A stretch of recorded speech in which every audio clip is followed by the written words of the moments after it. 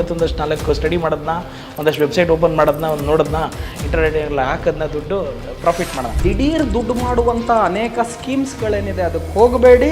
ಶ್ರೀಮಂತರಾಗೋದಕ್ಕೆ ಪರಿಶ್ರಮ, ಹಂತ ಹಂತವಾಗಿ ಶ್ರೀಮಂತರಾಗಬೇಕು. ಟೈಮ್ ಬೇಕಾಗುತ್ತೆ. You are an average of 5 people with whom you spend most of your time. ನೀವು 5 ಜನ ದಡ್ರ ಜೊತೆ ಇದ್ದರೆ, ಇಡಿಯಟ್ಸ್ ಜೊತೆ ಇದ್ದರೆ, ನೀವು ಆವರೇಜ್ ಇಡಿಯಟ್ ಆಗ್ತೀರಾ. ಯುವರಾಜ್ ಸಿಂಗು 6 ಬಾಲ್ಗೆ 6 6 ಹೊಡೆದ್ರು. ಪಂಜಾಬ್ ಗೌರ್ಮೆಂಟು 1 ಕೋಟಿ ದುಡ್ಡು ಕೊಟ್ಟರು. ಏನಯ್ಯ ಇವನು 6 ಬಾಲ್ 6 6 6 ನಿಮಿಷದಲ್ಲಿ ಹೊಡೆದ, 6 ನಿಮಿಷಕ್ಕೆ 1 ಕೋಟಿ ಕೊಟ್ರ ಅಂತ. ರುದ್ರಮೂರ್ತಿ ಹಿಂಗಿದ್ರು, ಇವಾಗ ಇಷ್ಟೊಂದು ಹೋಗ್ಬಿಟ್ರು. ಅವ್ರು ಆ ಕಾರ್ ತೊಗೊಂಡ್ರು, ಬೆನ್ಸಲ್ಲಿ ಓಡಾಡ್ತಾರೆ, ಈ ದೊಡ್ಡ ಮನೆ ಕಟ್ಟಿದ್ರು, ಹಂಗೆ ಮಾಡಿದ್ರು ಹಿಂಗೆ ಮಾಡಿದ್ರು. ನನ್ನ 25 ವರ್ಷದ ಪರಿಶ್ರಮ ಏನಿದೆಯಲ್ಲ, ಈಗ ಮನೆ ತೊಗೊಳ್ಳೋ ವಿಚಾರ ಆಗಿರ್ಬೋದು, ಅಥವಾ ಕಾರ್ ತೊಗೊಳ್ಳೋ ವಿಚಾರ ಆಗಿರ್ಬೋದು, ಅಥವಾ ಮದುವೆ, ಈ ವಿಚಾರಗಳಲ್ಲಿ ನಾವು ಸ್ಟ್ರಕ್ಅಪ್ ಆಗಿಬಿಟ್ಟಿದ್ದೀವಿ ಸರ್. ನಾವು ಶ್ರೀಮಂತರಾಗಕ್ಕೆ ಇದೆಲ್ಲ ನಮಗೆ ತಡೆ ಆಗ್ತಾ ಇದೆ. ಮನೆ ತೊಗೊಳೋದಾಗಿರ್ಬೋದು, ಮದುವೆ ಮಾಡೋದಾಗಿರ್ಬೋದು, ಇದೆಲ್ಲವೂ ಕೂಡ ಖರ್ಚಲ್ಲ, ಇನ್ವೆಸ್ಟ್ಮೆಂಟ್. ಕಾರು ನಿಮ್ಮ ಪರ್ಸನಲ್. ಈ ಯೂತ್ಸ್ಗಳಿಗೆ ಈ ಪ್ಯಾಸಿವ್ ಇನ್ಕಮ್ ಬಗ್ಗೆ ಐಡಿಯಾನೇ ಇಲ್ಲ ಸರ್ ಇವತ್ತಿಗೂ ಕೂಡ. ಈಗ ನಾನು ಇನ್ಫೋಸಿಸಲ್ಲಿ ಉದಾಹರಣೆಗೆ ಕೆಲಸಕ್ಕೆ ಹೋಗ್ತಿದ್ದೀನಿ, ನನ್ನ ತಿಂಗಳಿಗೊಂದು 30,000 ಸಂಬಳ ಬರುತ್ತೆ. ಇದು ವರ್ಕಿಂಗ್ ಇನ್ಕಮ್. ಪ್ಯಾಸಿವ್ ಇನ್ಕಮ್ ಅಂದ್ರೇನು? ನೀವು ಏನೂ ಕೆಲಸ ಮಾಡದೇ ಇದ್ರೂ ದುಡ್ಡು ಬರುತ್ತೆ. ಹೇಗೆ? ನಾನೊಂದು ಪುಸ್ತಕ ಬರೆದಿದ್ದೀನಿ, ಮೈಂಡ್, ಮಾರ್ಕೆಟ್ ಆ್ಯಂಡ್ ಮನಿ ಅಂತ. ಯಾರೋ ಒಬ್ರು ಹೇಳಿದ್ರು, ನೀವು ಮಲಗಿರುವಾಗ ನೀವು ದುಡ್ಡು ದುಡಿತಾ ಇರುತ್ತೆ, ನಿಮ್ಮ ಬ್ಯಾಂಕ್ ಅಕೌಂಟಿಗೆ ದುಡ್ಡು ಬರ್ತಾ ಇರುತ್ತೆ ಅಂತ. ನಾನು ಅಂದೆ, ಎದ್ದಿರುವಾಗಲೇ ದುಡ್ಡು ಬರ್ತಾ ಇಲ್ಲ, ಇನ್ನು ಮಲಗಿದ್ದಾಗ ಎಲ್ಲಿಂದ್ರಿ ದುಡ್ಡು ಬರುತ್ತೆ ಅಂತ. ಯೂತ್ಗೊಂದು ಸಿಂಪಲ್ ಲಾಸ್ಟ್ ಮೆಸೇಜ್ ಹೇಳ್ಬಿಡ್ತೀನಿ. ಅವ್ರಿಗೆ 2 ಆಪ್ಷನ್ ಇದೆ. 5 ವರ್ಷ ಕಷ್ಟ ಬಿದ್ದು ಓದಿ, ಒಳ್ಳೆ ಕೆಲಸ ತಗೊಳ್ಳಿ, ಚೆನ್ನಾಗಿ ದುಡ್ಡು ಮಾಡಿ, 50 ವರ್ಷ ಖುಷಿಯಾಗಿರಿ. ಇಲ್ಲ 5 ವರ್ಷ ಆಟ ಆಡಿ, 50 ವರ್ಷ ಕಷ್ಟ ಬೀಳಿ. ಹಾರ್ಡ್ ವರ್ಕ್ಗೆ ಸಬ್ಸ್ಟಿಟ್ಯೂಷನ್ ಇಲ್ಲ.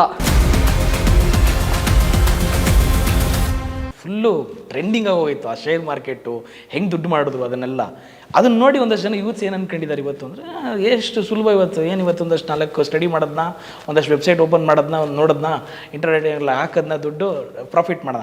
That is not so easy and you are taking your life risk ತುಂಬ ಮಾಡ್ಕೊಳ್ತಿದ್ದಾರೆ ಸರ್. ಬಟ್ ಇದಕ್ಕೆ ಪ್ಯಾಷನೇಟ್ ಆಗಿ ತೊಗೊಂಡು ನಾವು ಅದನ್ನು ಕಲಿಬೇಕು ಅಂತಂದರೆ, ಆ್ಯಂಡ್ ಏನು ಫಸ್ಟ್ ನಾನು ಸ್ಟೆಪ್ ಇಟ್ಕೋಬೇಕು ಆ ಥರದನ್ನು ನಾನು ಕಲಿಬೇಕಾದ್ರೆ, ಅಥವಾ ನನ್ನ ಇನ್ವೆಸ್ಟ್ಮೆಂಟಲ್ಲಿ ನಾನು ಸೇಫರ್ ನೋಡ್ಕೋಬೇಕಾದ್ರೆ, ಅಥವಾ ನನ್ನ ಲೈಫ್ನ ಡೇಂಜರಸ್ ಇಲ್ದಿರ ನಾನು ಇನ್ವೆಸ್ಟ್ಮೆಂಟ್ ಮಾಡಬೇಕಂದ್ರೆ ನಿಮ್ಮ ಸಜೆಷನ್ ಏನಿದೆ ಸರ್? ಚಂದನ್ ಅವರೇ, ಲಕ್ಕಿ ಭಾಸ್ಕರ್ ಫಿಲಮ್ ನಾನು ನೋಡಲಿಲ್ಲ, ಆದರೆ ಲಕ್ಕಿ ಭಾಸ್ಕರ್ ಥರ ಅನೇಕ ಫಿಲಮ್ಗಳು, ಅನೇಕ ಈ ಚಿಕ್ಕ ಪುಟ್ಟ ಫಿಲಮ್ಸ್ಗಳು ಬಂದುಬಿಟ್ಟಿದೆ. ಇದಕ್ಕೆ ನಾನು ಉದಾಹರಣೆಗೆ ಒಂದು ಕೊಡ್ತಿದ್ದೀನಿ, ಯಾಕಂದರೆ ನಾನು ಲಕ್ಕಿ ಭಾಸ್ಕರ್ ನೋಡಿಲ್ಲ ಫಿಲಮ್ಮು. ಸೊ ಏನಾಗುತ್ತೆ ಅಂದರೆ, ಅಮೇರಿಕಾ ದೇಶದಲ್ಲಿ ಒಬ್ಬ 30 ದಿವಸದಲ್ಲಿ ನೀವು ಕೋಟ್ಯಾಧಿಪತಿ ಆಗಬೇಕಂದ್ರೆ ಏನು ಮಾಡಬೇಕು ಅಂತ ಒಂದು ಪುಸ್ತಕ ಬರೀತಾನೆ. ಸೊ ಆ ಪುಸ್ತಕ ಅವನೇನು ಬರೀತಾನೆ, ಜನ ಕ್ಯೂವಲ್ಲಿ ನಿಂತ್ಕೊಂಡು ಆ ಪುಸ್ತಕವನ್ನು ಖರೀದಿ ಮಾಡ್ತಾರೆ. ಯಾಕಂದರೆ 30 ದಿವಸದಲ್ಲಿ ಕೋಟ್ಯಾಧಿಪತಿ ಆಗಕ್ಕೆ ಎಲ್ಲರಿಗೂ ಇಷ್ಟ. ಎಲ್ಲರೂ ಆ ಪುಸ್ತಕನ ಖರೀದಿ ಮಾಡ್ತಾರೆ. 10 ಲಕ್ಷ ಕಾಪಿ ಒಂದೇ ಒಂದು ದಿವಸದಲ್ಲಿ ಸೇಲ್ ಆಗಿಬಿಡುತ್ತೆ. ಆಮೇಲೆ ಜನ ಪುಸ್ತಕ ಎಲ್ಲ ಓದಿದ್ಮೇಲೆ ಅವನನ್ನು ಕೇಳ್ತಾರೆ, ಆ ಪುಸ್ತಕ ಬರೆದವನನ್ನು, ಏನಯ್ಯ ನೀವು ಹೆಂಗೆ ಶ್ರೀಮಂತರು ಕೋಟ್ಯಾಧಿಪತಿ ಆಗೋದು ಅಂತ ಪುಸ್ತಕದಲ್ಲಿ ಬರೆದಿದ್ಯಾ, ನಾವೆಲ್ಲ ತೊಗೊಂಡ್ರಿ, ನಾವು ಎಲ್ಲಿ ಆಗಲೇ ಇಲ್ವಲ್ಲ ಅಂದರೆ ಅವ್ನು ಹೇಳ್ತಾನೆ, ಈ ಪುಸ್ತಕ ನೀವು ಖರೀದಿ ಮಾಡಿದ್ರಿ, ನಾನು ಶ್ರೀಮಂತನಾದೆ ಅಂತ ಹೇಳ್ತಾನೆ ಅವ್ನು ಪುಸ್ತಕ ಬರೆದವನು.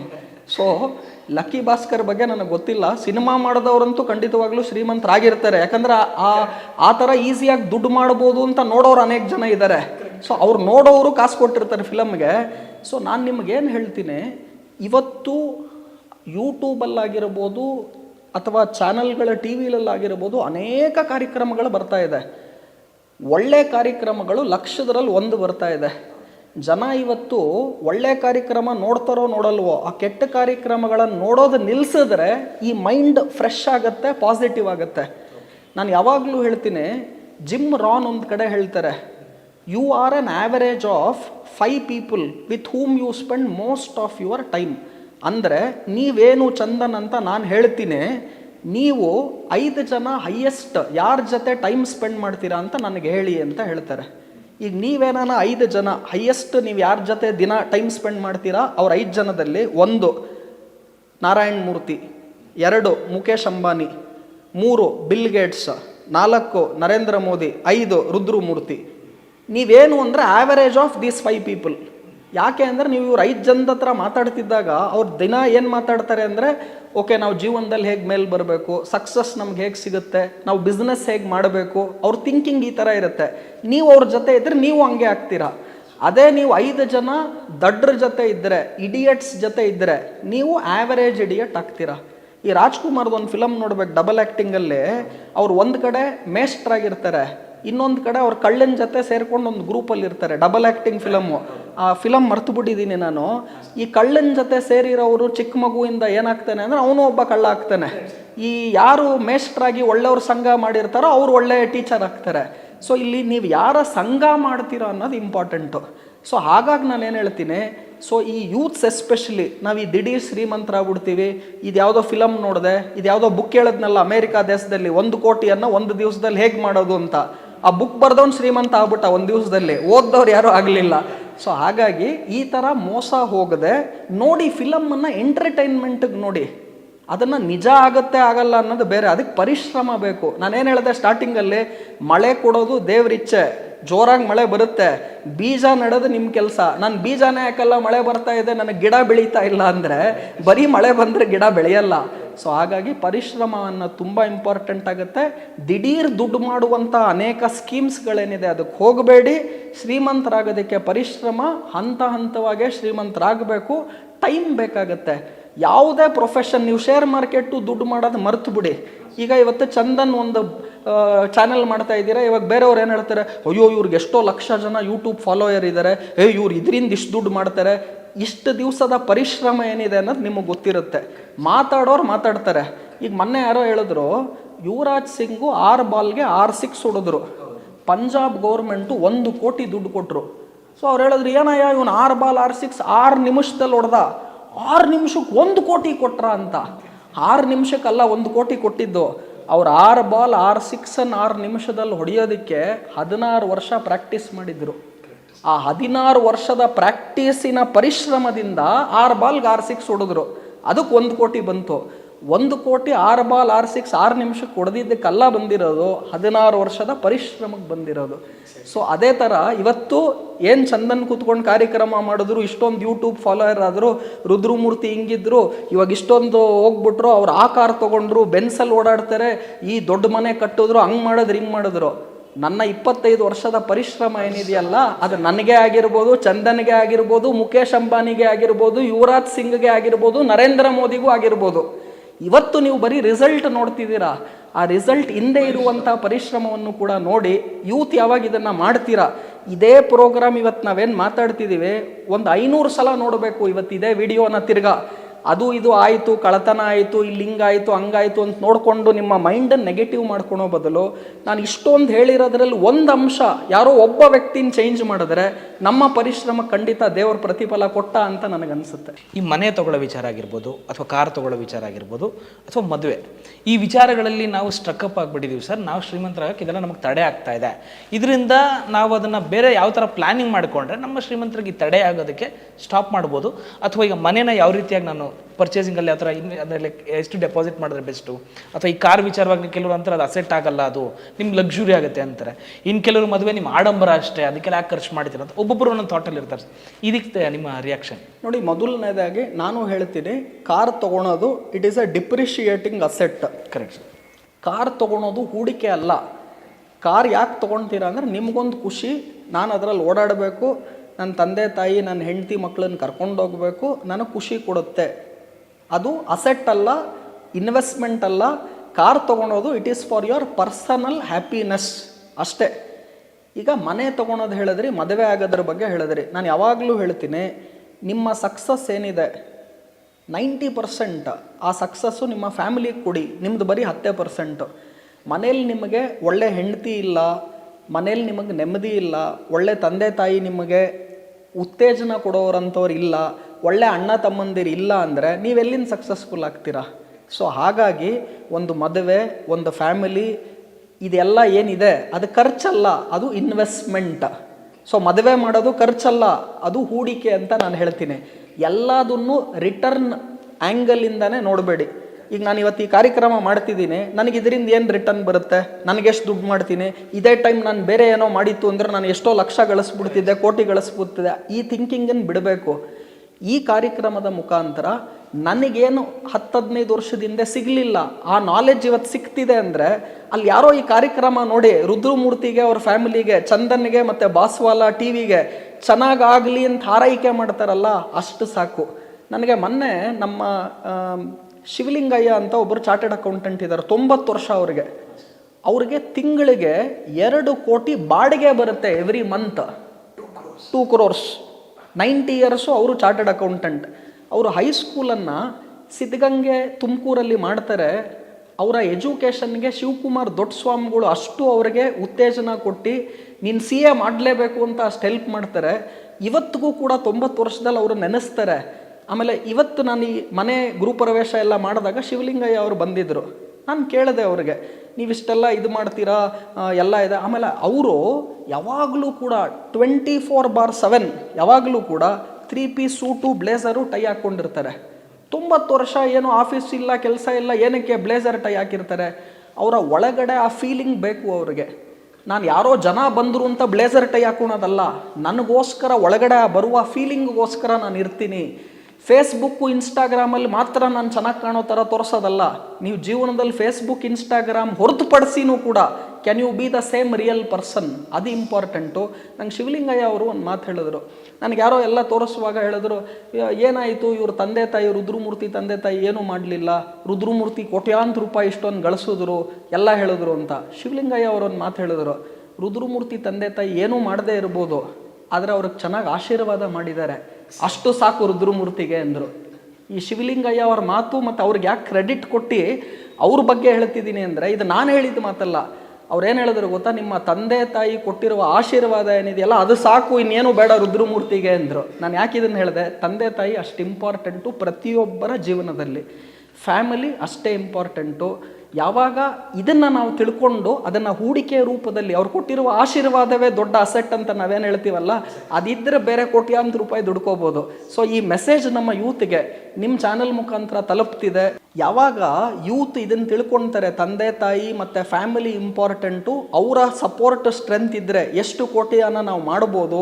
ಹಾಗೂ ಮದುವೆ ಆಗಿರ್ಬೋದು, ಫ್ಯಾಮಿಲಿಗೆ ಮಾಡುವ ಇನ್ವೆಸ್ಟ್ಮೆಂಟ್ ಏನಿದೆ, ಟೈಮ್ ಆಗಿರ್ಬೋದು, ಇದೆಲ್ಲವೂ ಕೂಡ ಅಸೆಟ್ ಆಗುತ್ತೆ.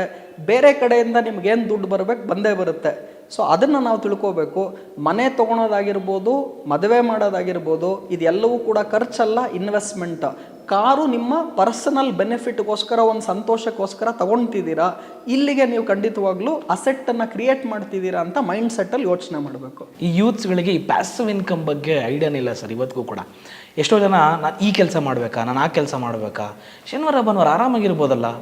ನೀವು ನನಗೆ ಹೇಳಿ ತುಂಬ ಚೆನ್ನಾಗಿ ನೆನಪಿದೆ ಸರ್. ಒಂದು ಟೈಮಲ್ಲಿ ಅವಾಗ ನನ್ನ ಕಾಲೇಜಲ್ಲಿ ನೀವು ಹೇಳಿದ್ರಿ, ನೀವು ಲೆಕ್ಚರಿಂಗ್ ಮಾಡಿಕೊಂಡು ಪ್ಲಸ್ ತಮ್ಮದೇ ಆದ ಬೇರೆ ಕೆಲಸನೂ ಕೂಡ ನೀವು ಮಾಡ್ತಿದ್ರಿ. ಅವಾಗ ನಂಗೆ ಇದೊಂದೇ ಕೆಲಸ ಅಲ್ಲ ಕಂಡ್ರು, ನನಗೆ ಇನ್ನೊಂದು ಕೆಲಸ ಇದೆ, ನಾನು ಅದಕ್ಕೂ ಕೂಡ ಮಾಡಬೇಕು, ಯೋಚನೆ ಮಾಡಿ ಫ್ಯೂಚರ್ ಗೋಲ್ ಬಗ್ಗೆ ಯೋಚನೆ ಮಾಡಿ ಅಂತ ಹೇಳ್ತಿರ್ತೀರಿ. ಬಟ್ ಇವತ್ತಿನ ಯೂತ್ಸು ಅಷ್ಟು ಅಂದರೆ ನಾವು ಇದನ್ನು ಹೆಂಗೆ ಹೇಳಬೇಕು ಅಂದರೆ ಅಷ್ಟು ಟೈಮ್ ಕೊಡೋಕೆ ಹೋಗಲ್ಲ ಸರ್. ಪ್ಯಾಸಿವ್ ಇನ್ಕಮ್ ಬಗ್ಗೆ ಅದು ಐಡಿಯಾನೇ ಇರೋದಿಲ್ಲ. ಸಾಕು 15,000 ಬರ್ತಿದ್ಯಾ, 20,000 ಸಂಬಳ ಸಿಗ್ತಿದ್ಯಾ, ಟೆನ್ಷನ್ ಬೇಡ, ನೆಮ್ಮದಿಯಾಗಿರ್ಬೇಕು ಇವಾಗ ಅಂತಾರೆ. ಇದ್ರ ಬಗ್ಗೆ ರಿಯಾಕ್ಷನ್ ಸರ್? ನೋಡಿ, ಫಸ್ಟು ಪ್ಯಾಸಿವ್ ಇನ್ಕಮ್ ಅಂದರೆ ಏನು ಅಂದರೆ, ನೀವು ಮಲಗಿದ್ದಾಗಲೂ ಕೂಡ ನಿಮಗೆ ದುಡ್ಡು ಬರ್ತಾ ಇರುತ್ತೆ ಬ್ಯಾಂಕ್ ಅಕೌಂಟ್ಗೆ ಅನ್ನೋದು ಪ್ಯಾಸಿವ್ ಇನ್ಕಮ್ಮು. ವರ್ಕಿಂಗ್ ಇನ್ಕಮ್ ಅಂದರೆ ಏನು ಅಂದರೆ, ನಾನು ಕೆಲಸ ಮಾಡ್ತೀನಿ, ನನಗೆ ದುಡ್ಡು ಬರುತ್ತೆ. ಈಗ ನಾನು ಇನ್ಫೋಸಿಸಲ್ಲಿ ಉದಾಹರಣೆಗೆ ಕೆಲಸಕ್ಕೆ ಹೋಗ್ತಿದ್ದೀನಿ, ನಂಗೆ ತಿಂಗಳಿಗೊಂದು 30,000 ಸಂಬಳ ಬರುತ್ತೆ. ನಾನು ಕೆಲಸಕ್ಕೆ ಹೋಗಲಿಲ್ಲ ಅಂದ್ರೆ ಸಂಬಳ ಬರಲ್ಲ. ಈ ಕೋವಿಡ್ ಆದಾಗ ವರ್ಕ್ ಫ್ರಮ್ ಹೋಮ್ ಆಯಿತು, ಅಟ್ಲೀಸ್ಟ್ ಮನೆಯಿಂದ ಕೆಲಸ ಮಾಡಬೇಕು. ನೀವು ಮನೆಯಿಂದನೂ ನನಗೇನೂ ಕೆಲಸ ಮಾಡಲ್ಲ ಅಂದರೆ ಸಂಬಳ ಬರಲ್ಲ. ಇದು ವರ್ಕಿಂಗ್ ಇನ್ಕಮ್. ಪ್ಯಾಸಿವ್ ಇನ್ಕಮ್ ಅಂದ್ರೇನು, ನೀವೇನೂ ಕೆಲಸ ಮಾಡದೇ ಇದ್ರೂ ದುಡ್ಡು ಬರುತ್ತೆ. ಹೇಗೆ? ಈಗ ನಂದೊಂದು ಪ್ರಾಪರ್ಟಿ ಇದೆ ಮಲ್ಲೇಶ್ವರಮಲ್ಲಿ, ನಾನು ಅದನ್ನು ಬಾಡಿಗೆ ಕೊಟ್ಟಿದ್ದೀನಿ, ತಿಂಗಳಿಗೆ ನನಗೊಂದು 5 ಲಕ್ಷ ಅದರಿಂದ ಬಾಡಿಗೆ ಬರುತ್ತೆ. ನಾನು ನಿದ್ದೆ ಮಾಡ್ತಾ ಇದ್ದರೂ ಕೂಡ ನನಗೆ 5 ಲಕ್ಷ ತಿಂಗಳಿಗೆ ಬಾಡಿಗೆ ಬರುತ್ತೆ. ಕಾನಾ ಪೀನಾ ಸೋನಾ ಮಾಡಿದ್ರು ಕೂಡ, ಕಾನಾ ಪೀನಾ ಸೋನಾ ಮಾಡಿದ್ರು ಕೂಡ ತಿಂಗಳಿಗೆ ನಂಗೆ 5 ಲಕ್ಷ ರೂಪಾಯಿ ಬಾಡಿಗೆ ಬರುತ್ತೆ. ಇದು ಪ್ಯಾಸಿವ್ ಇನ್ಕಮ್. ಆದರೆ ನಮ್ಮ ಯೂತ್ ಏನು ತಿಳ್ಕೋಬೇಕು, ಇವತ್ತದು ನನಗೆ ಪ್ಯಾಸಿವ್ ಇನ್ಕಮ್, ಬಟ್ ಆ ಪ್ರಾಪರ್ಟಿ ತೊಗೊಳೋದಕ್ಕೆ ಮುಂಚೆ ನಾನು ವರ್ಕ್ ಮಾಡಿದ್ದೀನಿ. ಸೊ ವರ್ಕಿಂಗ್ ಇನ್ಕಮಿಂದಾನೇ ಆ ಪ್ರಾಪರ್ಟಿ ತೊಗೊಂಡಿರೋದು. ಸೊ ನೀವು ವರ್ಕ್ ಮಾಡಿರಬೇಕು, ಅಥವಾ ನಿಮ್ಮ ತಾತ ಅಪ್ಪ ವರ್ಕ್ ಮಾಡಿ ನಿಮಗೆ ಕೊಟ್ಟಿರಬೇಕು, ಅಥವಾ ನಿಮ್ಮ ಮಾವನವ್ರು ವರ್ಕ್ ಮಾಡಿಬಿಟ್ಟು ನಿಮಗೆ ಕೊಟ್ಟಿರಬೇಕು. ಯಾರೋ ಒಬ್ಬರು ವರ್ಕ್ ಮಾಡಿರಬೇಕು. ಬಟ್ ಅದು ಪ್ಯಾಸಿವ್ ಇನ್ಕಮ್ ಆಗಿ ಆಗಿರುತ್ತೆ. ಪ್ಯಾಸಿವ್ ಇನ್ಕಮ್ ಆಮೇಲೆ ಆಗುತ್ತೆ. ಫಸ್ಟ್ ಯಾರೋ ಅದಕ್ಕೆ ವರ್ಕ್ ಮಾಡಬೇಕು. ಐದರ್ ನೀವು ಮಾಡಿರಬೇಕು, ಅಥವಾ ನಿಮ್ಮ ಮಾವನವರೋ ನಿಮ್ಮ ತಂದೆನೋ ತಾತನೋ ಯಾರೋ ವರ್ಕ್ ಮಾಡಿರಬೇಕು, ನಿಮಗದು ಬಂದಿರಬೇಕು, ನಿಮಗೆ ಈಗ ಅದು ಪ್ಯಾಸಿವ್ ಇನ್ಕಮ್. ಇನ್ನೂ ಸಿಂಪಲ್ ಉದಾಹರಣೆ ಕೊಡಬೇಕಂದ್ರೆ, ಈಗ ನೀವು 1 ಕೋಟಿ ದುಡ್ದಿದ್ದೀರಾ, ಅದನ್ನು ಬ್ಯಾಂಕಲ್ಲಿ FD ಮಾಡಿ ಇಟ್ಟಿದ್ದೀರಾ. ತಿಂಗಳಿಗೆ ನಾನು ಈ 1 ಕೋಟಿ ಏನು ದುಡ್ದು ಬ್ಯಾಂಕಲ್ಲಿ FD ಮಾಡಿದ್ದೀನಿ, ಅದರಿಂದ ನನಗೆ ಬಡ್ಡಿ ಬರ್ತಾ ಇದೆ. ಉದಾಹರಣೆಗೆ ನಾನು ಹೇಳ್ತಾ ಇದ್ದೀನಿ, ಒಂದು 70,000 ರೂಪಾಯಿ ಬಡ್ಡಿ ಬರುತ್ತೆ ನನಗೆ ತಿಂಗಳಿಗೆ. 1 ಕೋಟಿ ಬ್ಯಾಂಕಿಗೆ FD ಮಾಡಿದ್ದೀನಿ, ಮಂತ್ಲಿ ನನಗೊಂದು 70,000 ಇಂಟ್ರೆಸ್ಟ್ ಬರ್ತಿದೆ. ಇದು ಪ್ಯಾಸಿವ್ ಇನ್ಕಮ್ ಅಂದ್ರೆ ಹೌದು. ನನ್ನ ಮನೇಲಿ ಏನೋ ಕೆಲಸ ಮಾಡಿದೆ, ಸುಮ್ಮನೆ ಕೂತಿದ್ರು ಕೂಡ ತಿಂಗಳು ನನಗೆ 70,000 ರೂಪಾಯಿ ಬರುತ್ತೆ. ಆದರೆ ನೀವು 1 ಕೋಟಿ ತೆಗೆದು ಬಿಟ್ರೆ, ಬ್ಯಾಂಕ್ FD ತೆಗೆದು ಬಿಟ್ರೆ 70,000 ರೂಪಾಯಿ ಬರಲ್ಲ. ಆ 1 ಕೋಟಿ ಬ್ಯಾಂಕ್ FD ಹೇಗೆ ಕೊಟ್ರಿ? ಫಸ್ಟು ದುಡ್ದಿದ್ದೀರಾ, ಆ ದುಡ್ಡನ್ನು ಕೊಟ್ಟಿದ್ದೀರಾ. ಸೊ ಪ್ಯಾಸಿವ್ ಇನ್ಕಮ್ ಕ್ರಿಯೇಟ್ ಮಾಡೋದಕ್ಕೆ ಫಸ್ಟ್ ವರ್ಕ್ ಮಾಡಬೇಕು. ಐದರ್ ನೀವು ವರ್ಕ್ ಮಾಡಬೇಕು, ಇಲ್ಲ ನಿಮ್ಮ ತಂದೆ ತಾತ ಅಥವಾ ಮಾವ ವರ್ಕ್ ಮಾಡಿರಬೇಕು.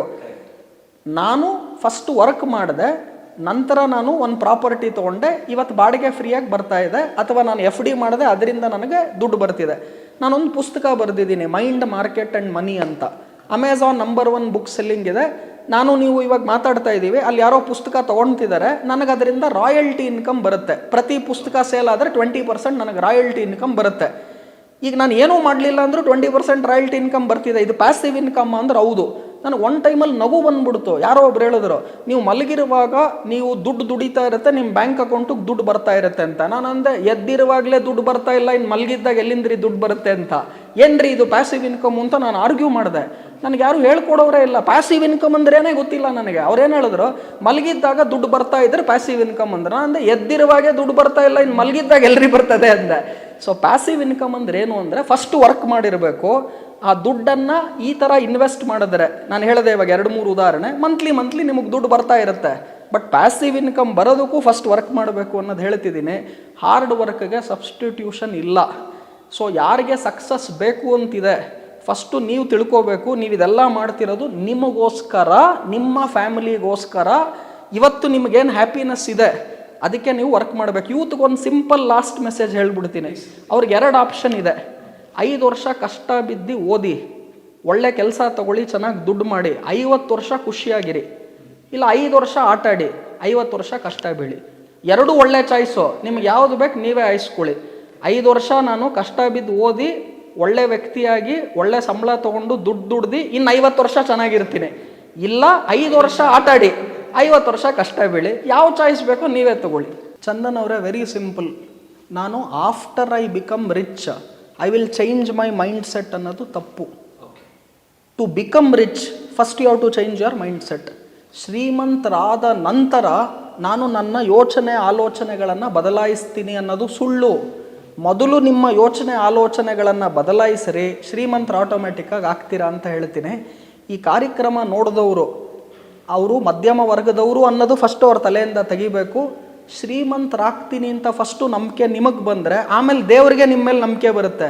ನಿಮಗೆ ನಂಬಿಕೆ ಇಲ್ಲ ಅಂದರೆ ದೇವ್ರಿಗಲ್ಲ, ನನಗಲ್ಲ, ಯಾರಿಗೂ ನಂಬಿಕೆ ಬರೋದಿಲ್ಲ.